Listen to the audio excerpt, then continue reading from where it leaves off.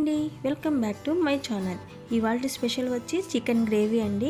అది ఎలా ప్రిపేర్ చేయాలో, దానికి ఏమేమి కావాలో చూద్దాం. ఒక కడాయి తీసుకొని అందులోకి 5 to 7 టేబుల్ స్పూన్ ఆయిల్ వేయాలండి. ఇందులోకి 2 టేబుల్ స్పూన్ పైన బటర్ వేయాలండి. బటర్ వేయడం వల్ల చికెన్కి చాలా టేస్ట్ వస్తుంది, అందుకే బటర్ వేయాలి. ఈ ఆయిల్ అంతా హీట్ అయ్యాక అందులోకి 1 కప్ ఉల్లిపాయలు, కట్ చేసి పెట్టుకున్న 3 పచ్చిమిర్చి ముక్కలను వేయాలి. అందులోకి 1 స్పూన్ జింజర్ గార్లిక్ పేస్ట్ వేసి ఇది పచ్చి వాసన పోయేంత వరకు బాగా వేపుకోవాలండి. 1/2 టీ స్పూన్ పసుపు పొడి వేసి కలపాలండి. కలిపిన తర్వాత 1 కప్ ఎర్రగా పండిన టమోటా పండ్లనే తీసుకోవాలండి, ఎందుకంటే అవి కొంచెం పులుపు వస్తాయి, అందుకు ఎర్రగా పండిన పండ్లనే తీసుకోవాలి. ఇప్పుడు 1 టేబుల్ స్పూన్ సాల్ట్ వేయాలి. టమాటా పండు అనేది మెత్తగా కావడానికి ఉప్పు వేస్తామండి. ఇప్పుడు 5 నిమిషాలు మూత పెట్టి మగ్గించుకోవాలి.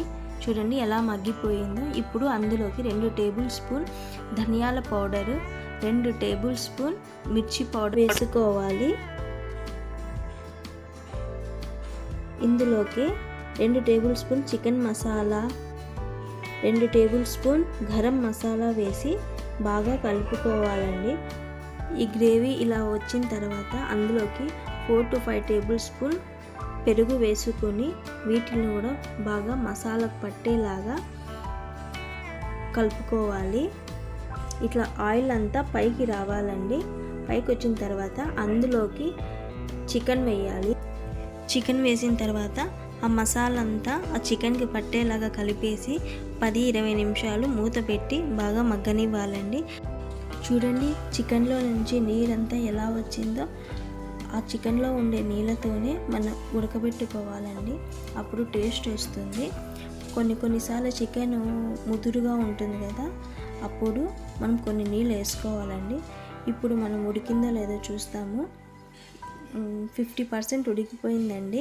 అందుకు కొద్దిగా వాటర్ యాడ్ చేసి మళ్ళీ మూత పెట్టి ఉడకబెడుతున్నాను. ఒకసారి కలుపుకోవాలండి, ఎందుకంటే మసాలా అనేది చికెన్కి బాగా పడుతుంది. రెడీ అయిపోయింది. ఇప్పుడు దానిపైన కొత్తిమీర వేసి బాగా కలబెట్టేసానండి. చాలా రుచిగా టేస్టీగా ఉంటుంది. మీకు ఈ వీడియో నచ్చినట్టయితే లైక్ చేసి, షేర్ చేసి, సబ్స్క్రైబ్ చేసుకోండి. Thanks for watching.